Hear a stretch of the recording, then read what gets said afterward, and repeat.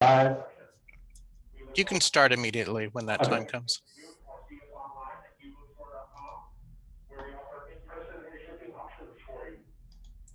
Thank you for supporting us, and thank you for supporting independent businesses in general. Hope to see you soon. Have a good evening.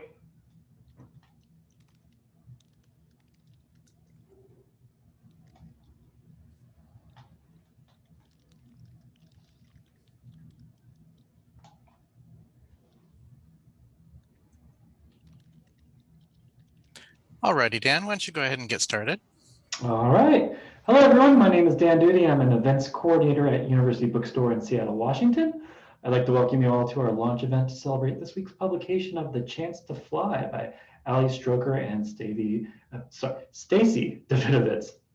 Thank you all for supporting a local independent bookstore. University Bookstore is the oldest independent bookstore in the region. In fact, we are celebrating our 121st anniversary this year. We have a fun event for you tonight. The authors will have a short discussion, followed by a reading and then a special musical treat. If you have any questions for the authors, please add those to the Q&A field in the bottom of your Zoom screens, and we will get to those at the end of the event. The Chance to Fly is a heartfelt middle grade novel about a theater-loving girl who uses a wheelchair for mobility and her quest to defy expectations and gravity, from Tony Award winner actress Allie Stroker and Stacy Davidowitz. Allie Stroker made history as the first person in a wheelchair to appear on Broadway and win a Tony Award. She made a Broadway debut in the revival of Spring Awakening and then played Adieu Annie in the revival of Oklahoma. Allie graduated from NYU Tisch School of the Arts and has starred and recurred in numerous television shows, including Glee. Her work as a humanitarian includes speaking and performing around the world, helping people with and without disabilities through her message of making your limitations into opportunities. And this is her debut novel. Stacy Davidowitz is the author of Camp Rolling Hills series and co-author of Camp Rolling Hills, the musical, which continues to have productions across the country. She's also the author of the Hanazuki chapter book series based on Hasbro's YouTube series. Stacy has written in award-winning plays that have been produced regionally and internationally. When she is not writing, she teaches creative writing and musical theater in schools, foster care facilities, and juvenile detention centers. She's a graduate of Tufts University and Columbia University, where she earned degrees in drama and acting, and she lives in Manhattan with her husband and twin boys. And now I will turn the stage over to Allie and Stacy. Hi, everyone. Welcome.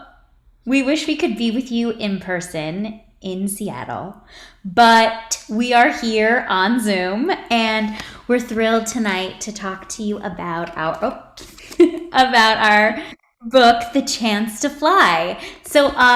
I'll begin just to tell a little bit about me, and then I'll pass it off to Stacy, and then we'll get into some more of the details of how this went down. The Chance to Fly. So I'm Allie Stroker, and I am an actress and a singer and an advocate. I use a wheelchair for mobility, and I am a singer on Broadway. And not this past year, because this past year was not this past year. In 2019, I won a Tony Award for my performance in Oklahoma. And theater has been my life for the past 25 years. And I feel so lucky that I get the chance to perform and act. And this book means so much to me because it is about a young girl in a wheelchair who is into theater. And we're going to talk to you about the summary of the book and everything, but I wanted to tell you a little bit about myself. So, Stacy? Sure. Thanks for that. That was a great introduction, Ellie. I'll share a little bit about myself. I mean, my bio covers it mostly, but I come from a theater background. Meaning like I did theater my whole life and studied it in undergrad and then also in graduate school for acting. But while I was like doing a lot of my acting in graduate school, I was also like falling in love with playwriting. And from there, I was predominantly writing plays, musicals. And then kind of fell into book writing with Camp Rolling Hills, which was then picked up as a series. So I was super fortunate, and now we're here, and I'm just really, really excited about like the way that my career path has sort of landed in this place, because I love writing middle grade so much. It's just a really, really fun way to spend my days being like in the heads of like 13-year-olds. I also teach a ton. So I'm teaching pretty much every single day of the week, including the weekends. And I teach creative writing, and also I teach theater and musical theater. And I love it. I teach kids mostly from elementary all the way to high school. Yeah, and that's me. Amazing. And Stacy and I met in 2018 through a mutual friend. Stacy wanted to write a character in a wheelchair who was into theater, and she asked if we could meet and if she could interview me. And so we sit down for lunch. I think it was Valentine's Day, which is very sweet. Yeah. And she asks me these questions, and I said to her, I'm happy to answer all these questions, but I also have an idea. What if we were to write a story about a girl in a wheelchair who was obsessed with theater, and what if we wrote it together? And she said, oh my gosh, would you actually do that? And I was like, yes, I would love to do it. And I was a little bit scared and intimidated because I've never written a book. I don't know how to write a book, but Stacy is an expert and had a whole series out. And so that is how we came together to do this book. So Stace, do you want to give a little bit of a summary of what The Chance to Fly is about? Yes. And so, so once Allie and I agreed to work together, I also just want to say this before we even go into the summary, the way that we wrote together, that's another section. I'm going to save that. Here's the summary first. So what this is about is our protagonist is Nat Beacon. She's a 13-year-old girl. She's obsessed with theater, and she's moving across the country one summer from San Francisco all the way to New Jersey. And that's really, really scary. But the thing that she has always done in San Francisco was she was wheelchair racing, and she's really into it. She's really good at it. And her dad is particularly invested in this, as he's like a high school athletic director. So he's like very much invested in her wheelchair racing. When she goes to like the first kind of practice meetup in New Jersey, it's a totally different vibe. And there's something about, in her gut, she really wants to do theater. She stumbles upon a flyer for an audition for a tween production of Wicked. And her heart is just like pounding out of her chest. This is like fate. There is a character in Wicked, which is like the prequel to Wizard of Oz, in case people don't know. Sometimes I just talk about this as if everyone knows Wicked, but I understand that not everyone does. So it's the prequel to the Wizard of Oz, and there is a character who uses a wheelchair, and she knows this because she's listened to the soundtrack, so she knows kind of the gist of the musical. She auditions, she gets in, it's super exciting, but then even though she like makes amazing friends, there's also some conflict here. Something goes awry, and it's really up for Nat to save the day. I ripped that off of Allie. Allie was like, I like just saying that she saves the day, because she really, really does. Yes. So Nat saves the day. And when we got together to write this book, I was like, how is this going to work? We're two separate people. We can't both have our hands on the keyboard, at a computer. So like, how do we do this? And so Stacy sort of led the way and showed me that first you create an outline, and she was an expert at how to do this, but we had to establish our characters, and then we had to break down each chapter and what would happen. And then once we did that, and by the way, that went so well. I was, it's always very nerve-wracking when you're collaborating with somebody new. Like, are they gonna like my ideas? Are they gonna say yes? Are they gonna like push back and like not like my ideas? It's very nerve-wracking. But Stacy and I, like, it was like a collaborative, creative match made in heaven. It just went so well. And so we made this outline, and then we divided up the chapters, which I was really like, how is that going to work? Because both of us wrote a little bit differently. But since we had the outline, we were able to go away and really touch on the certain parts of the book that we thought were our strengths. So, for example, I wrote the sections very specifically about what it's like to be a young girl in a wheelchair and what that feels like, and some of the scenarios that and situations that Nat is in.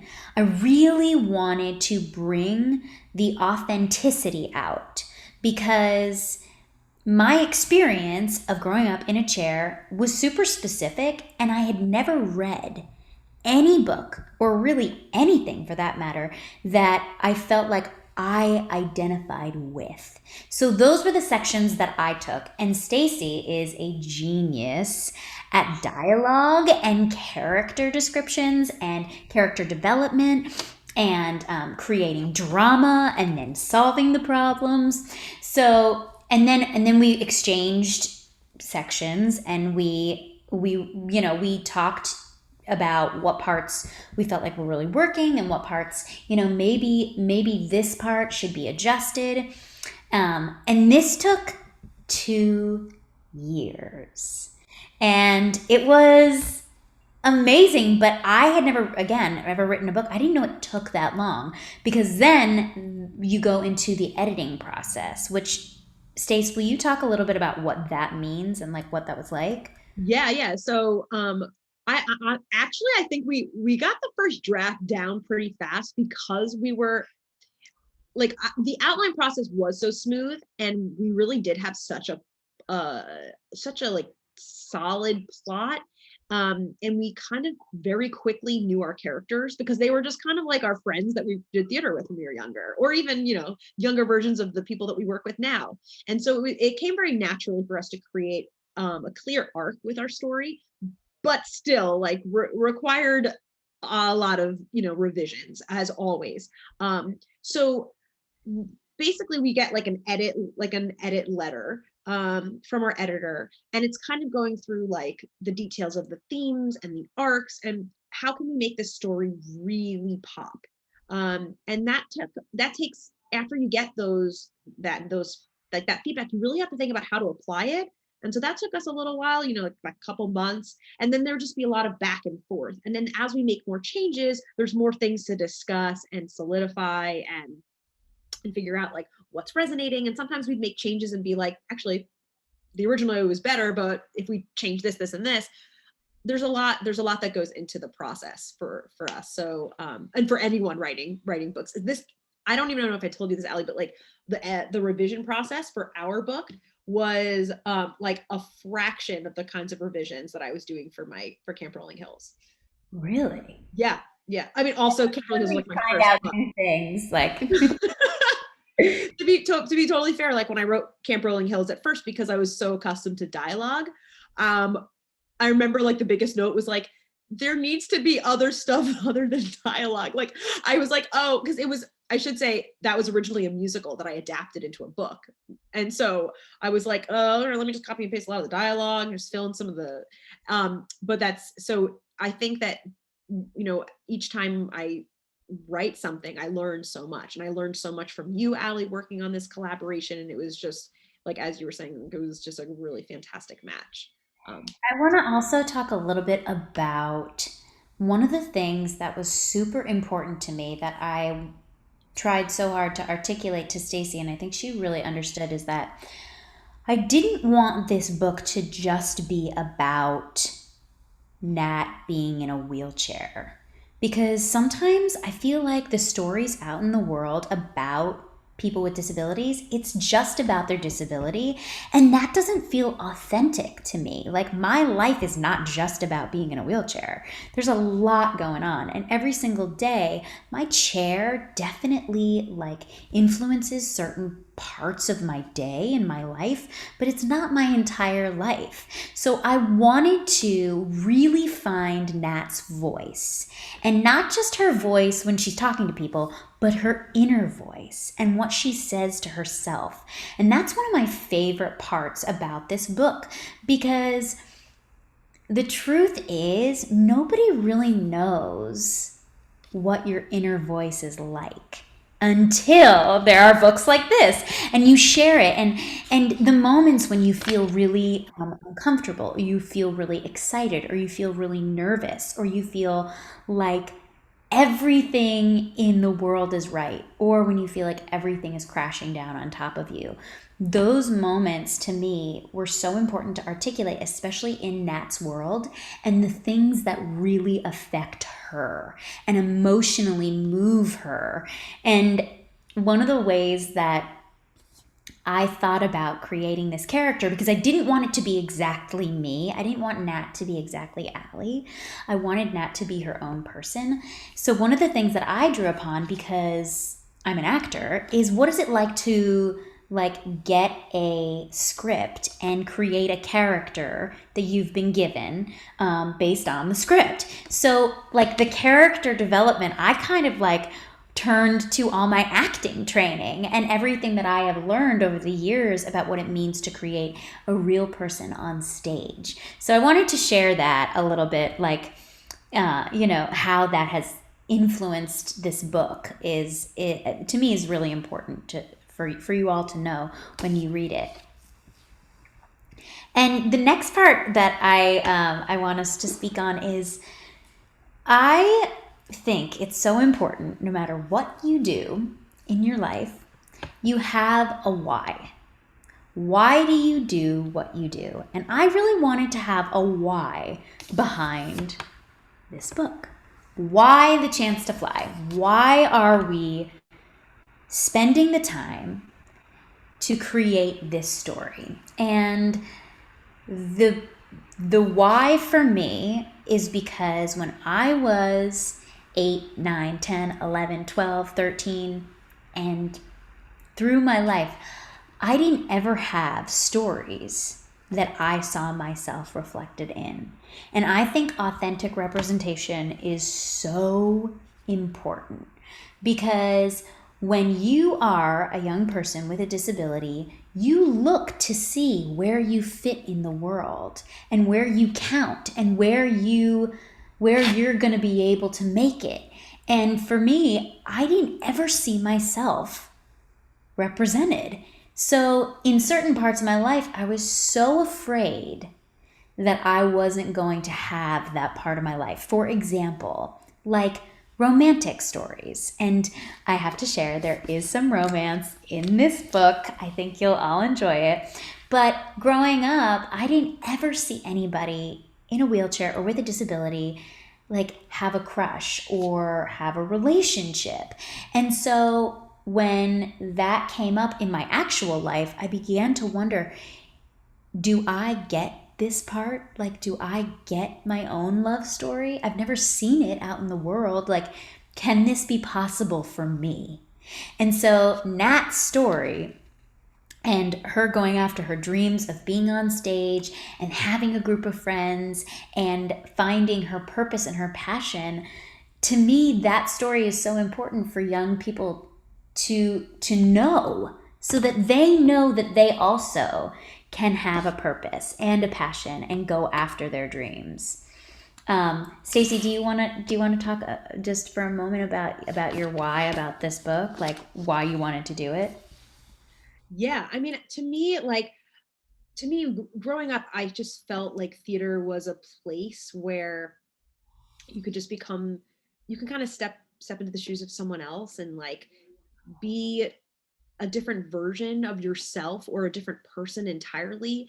And in my experience, I just felt like there was just a lot of inclusivity in the theater that I did growing up. You know, I'm aware that there's, you know, problems of inclusivity in theater as well as the world at large. But in my experience, it was a place where all types of people with all different interests and quirks can come together and celebrate each other. And I really fell in love with my experience doing theater, and I wanted to kind of write a book that celebrates the joy of performing and working together as an ensemble, and friendship and romance.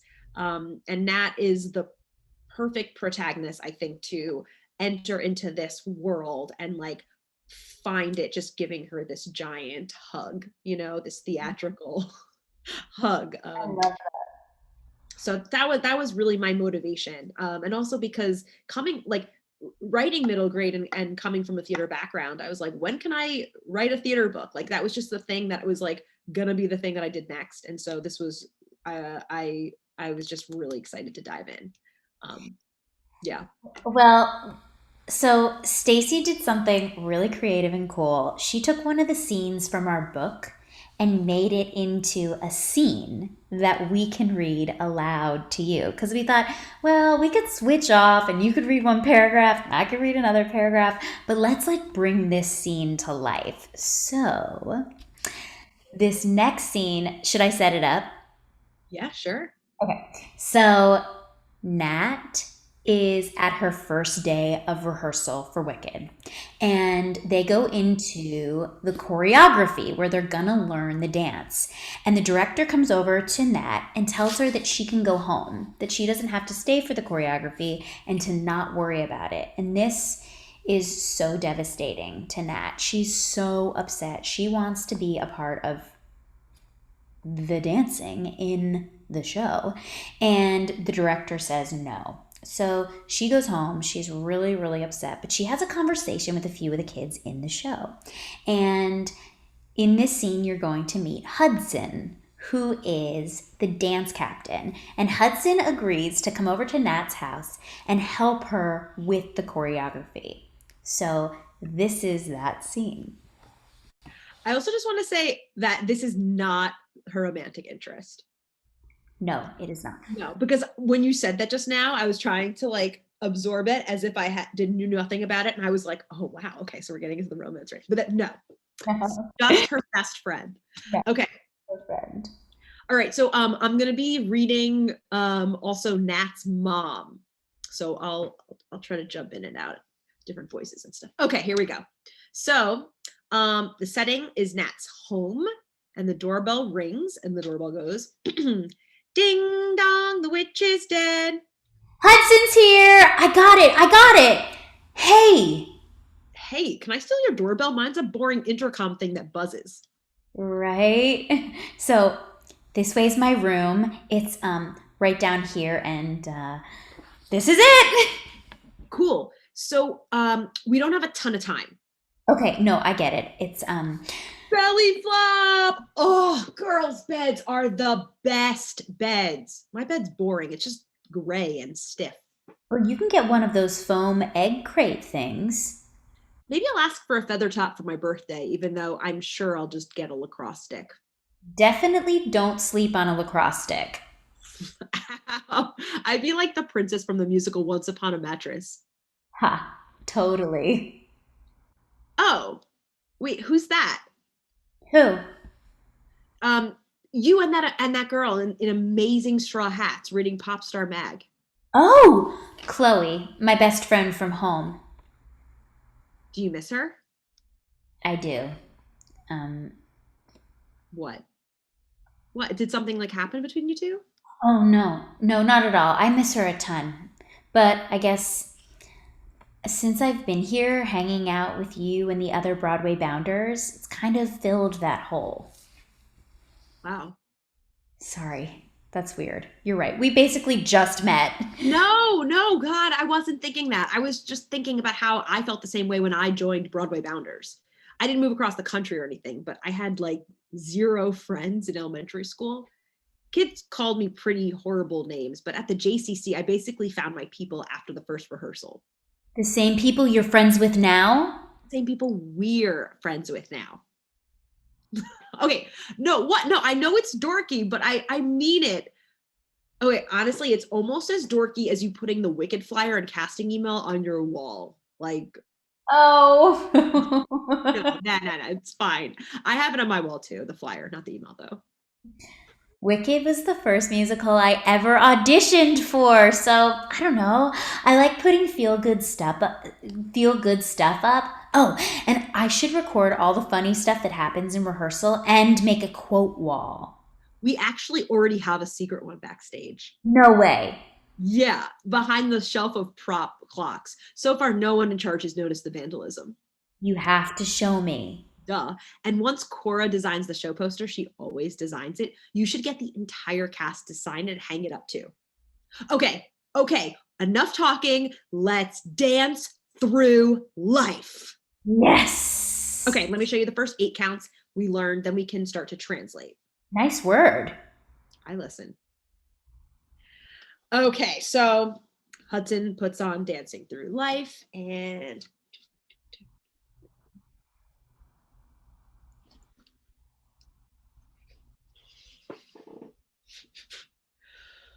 that's it. Oh, yeah, that's it. I swear I'm more out of breath just watching you. I'm out of breath. Okay, let's break it down.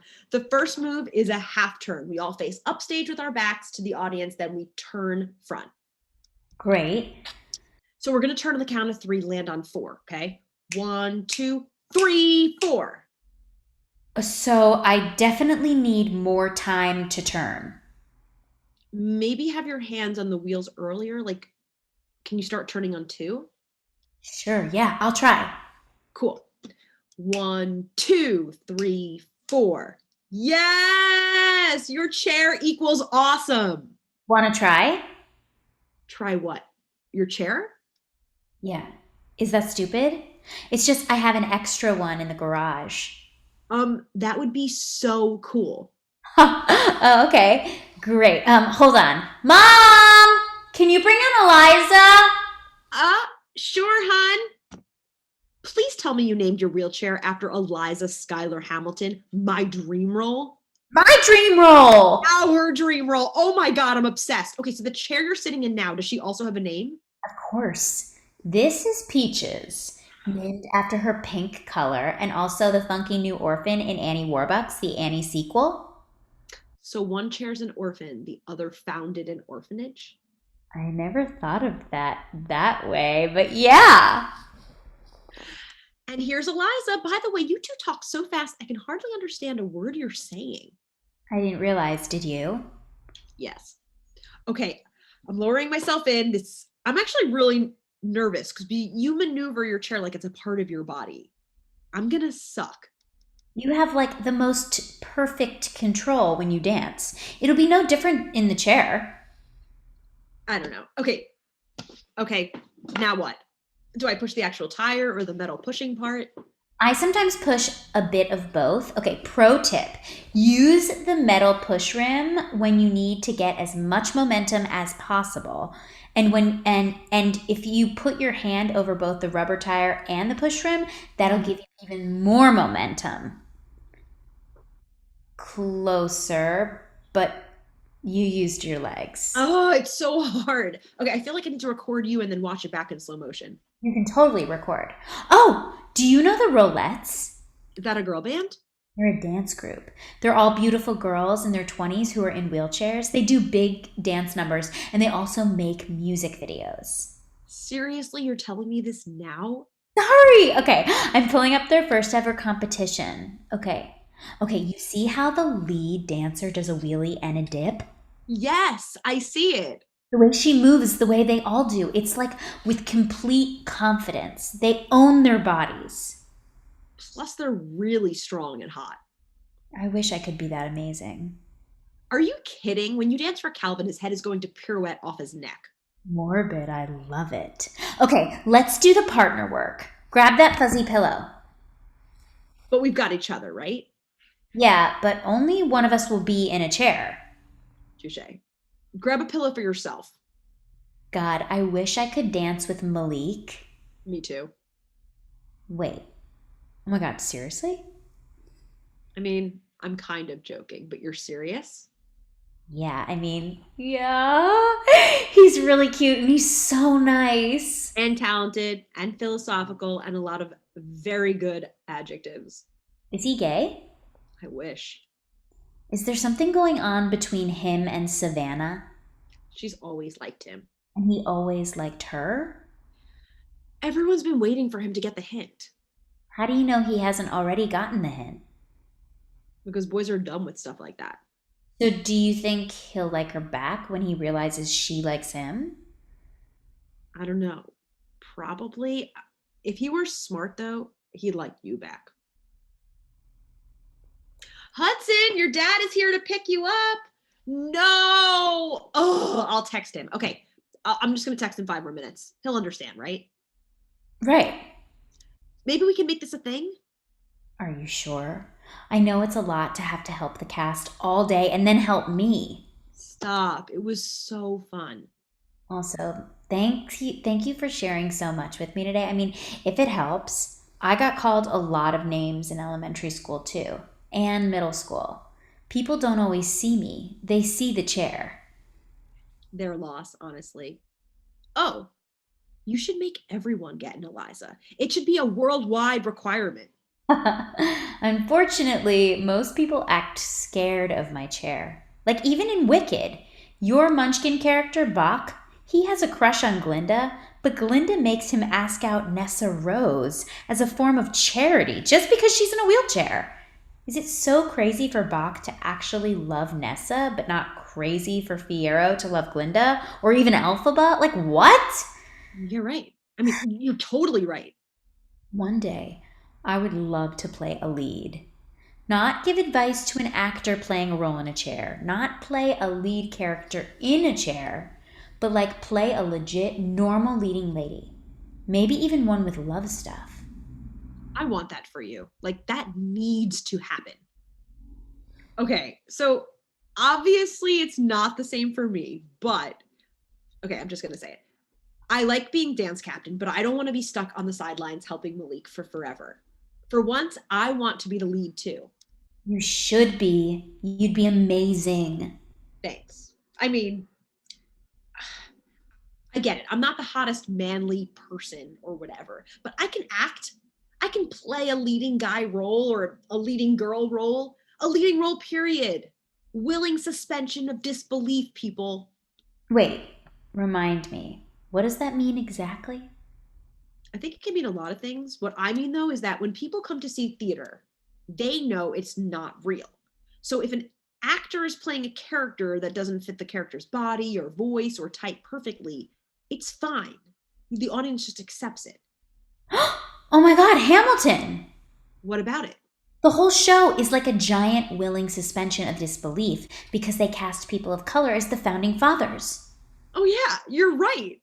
I just feel like theater is the one place where we can try on different roles and show the world that there's more to us than what people might see. Especially when that actor is talented. Like, I think talent outweighs any distraction. True. That's totally Hudson. Willing suspension of disbelief. That's our quote for the secret wall backstage. Yes! Beep, beep. Shoot, I never texted my dad. Thanks, Nat. See you tomorrow. So that is our probably both Stacy and my favorite part, like favorite chapter from the book. It's just a really great moment in the book. So thank you all for listening. And so now we want to bring Dan back on to do some questions with everybody. We can't wait to hear from you. Hi, can everyone hear me? Yes. Okay, great. So we have a question. Did you write any theater world inside jokes or Easter eggs into the book? That's a great question. Of course. There's a lot of theater like lingo and theater jokes. And Stacy, do you want to talk a little bit about like some of the puns that we created? And I mean, oh, like with the chat names, maybe? Is that what you mean? Yes, totally. I will say that this book is filled so much. There's so many Easter eggs that at some point we had to start taking some of them out because it was just like the whole book was just like a giant inside joke. For theater, I will say that the book is very, very accessible for people who have never seen or done theater before. But we do have Easter eggs for those who are looking. So the chat names, so they have like these chats that happen.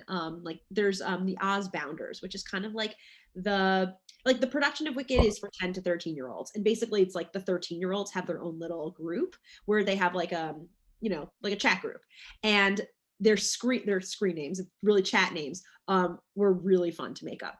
So we have Malik. His is The Sound of Malik. Like the sound of music. Yes, Sound of Music. And then we have this girl, Jack. Her name is Jacqueline. Her screen name is Jacqueline and Hyde, like Jekyll and Hyde. We have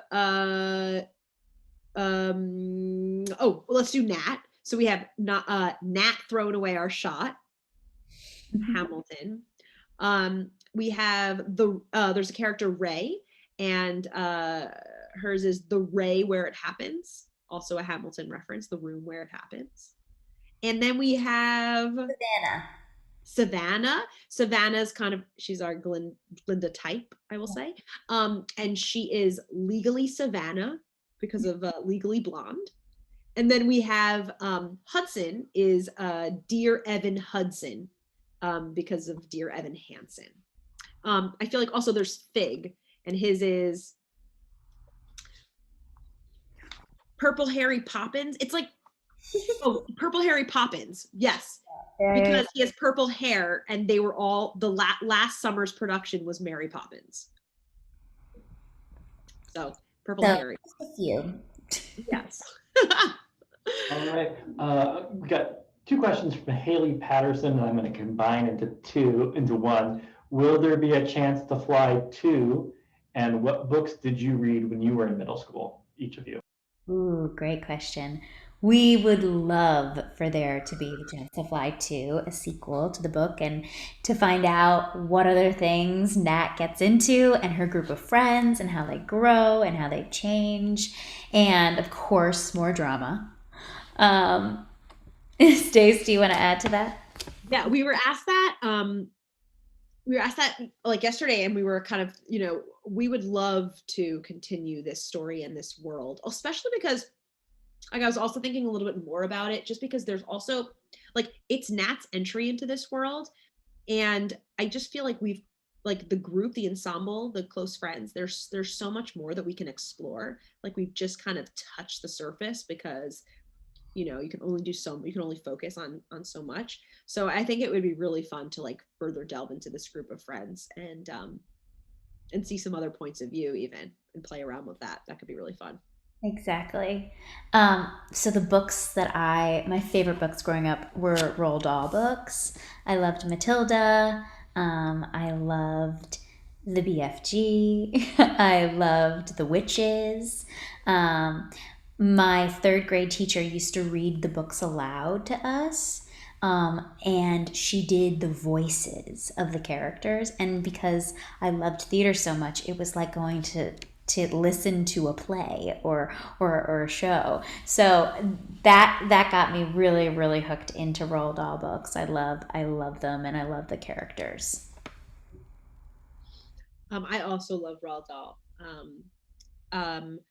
Strangely enough, I kind of jumped from like Roald Dahl and like chapter books to like kind of what you might read in like high school or adult stuff, like kind of like I was really this is not even like that helpful for young readers, but I jumped immediately to like James Patterson. I read William March's The Bad Seed. I was really into like serial killers and kidnappings, was like really my thing that I was obsessed with. from like as like definitely in middle school. In elementary school, all like the fun stuff, all the Roald Dahl. Yeah, for sure. We didn't have the Harry Potters yet. Right, that's true. It's very true. I enjoyed that as an adult. Did you read Babysitter's Club? Was that a thing? Oh, I loved Babysitter's Club. So good. Like the full collection. Yeah. Yeah. So So fun. good. So good. Aside from Wicked and maybe Hamilton, what are your favorite musicals or Broadway shows? Okay, top 3 are, and I wonder if I'll say the same ones as I said last time, but I love Wicked. I love Urinetown. It's like sort of like a, I don't know, maybe a lot of people don't know it. And I love The Last 5 Years. It's a show that is by Jason Robert Brown, and it's like 2 people. Listen to the soundtrack. It's so amazing. I listened to it nonstop when I was in high school. I love that. I love Hair, because I was, well, also not only was I in it in college, but it was actually the first time I was ever on stage. I was like in a musical review for kids, and I sang Good Morning Starshine as Sheila, as like a 4th grader. And then later in college, I played Sheila again. And it just means a lot. It's just, I just love the energy of that show, even though it makes no sense whatsoever. The music is super fun. I also really love Fun Home. It's just so great. I mean, it's growing up, like elementary school, I was really into like Rent. I mean, I'm still into Rent, but like I remember in elementary school, it was really cool to like be like, I know every word of the soundtrack. Like that was a cool thing, which is funny because it's so inappropriate for like elementary school. But that was I know every word of that soundtrack.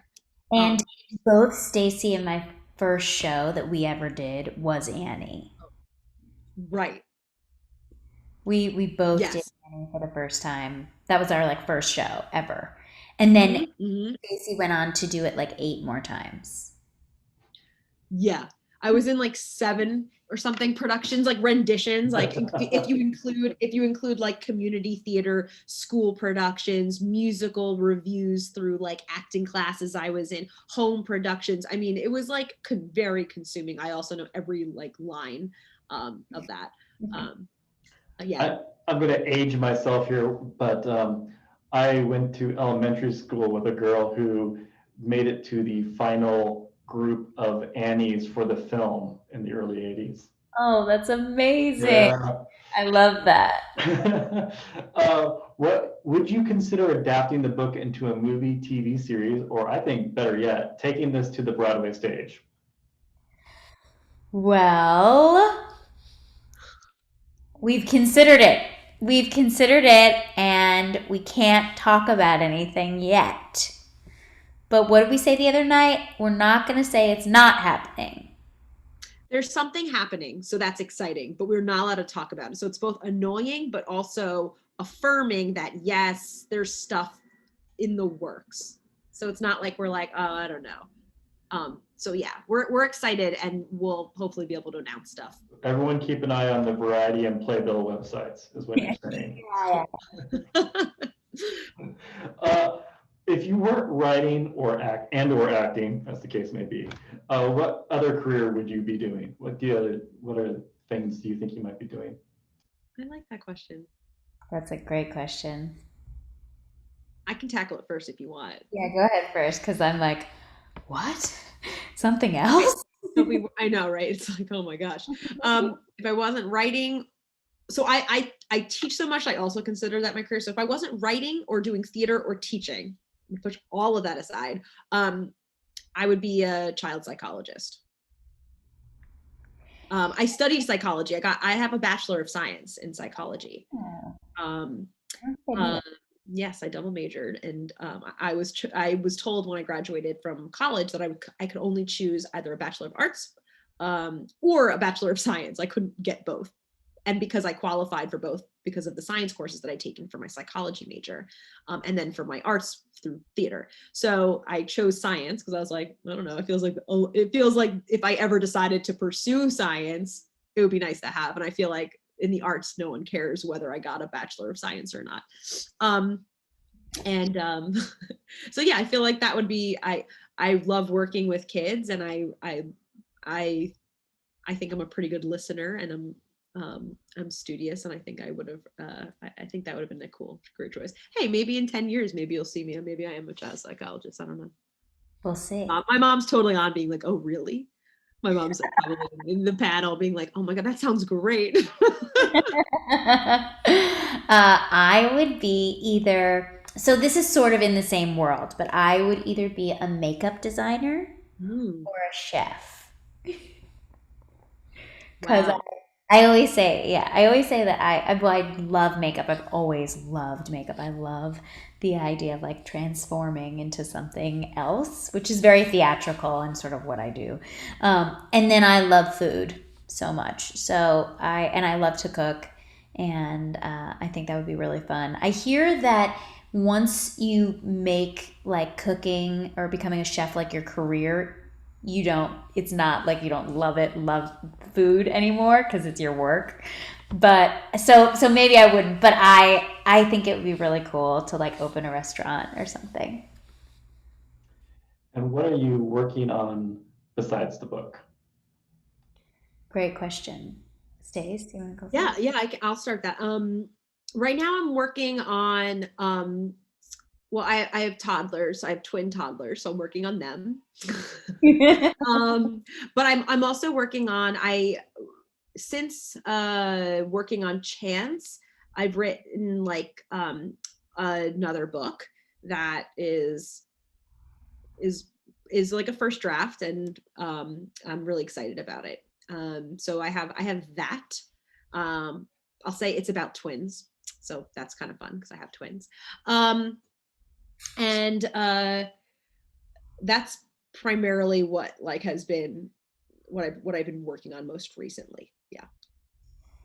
And I have been working on some guest spots on a few different TV shows. And I'm going to be doing some concerts this spring and summer.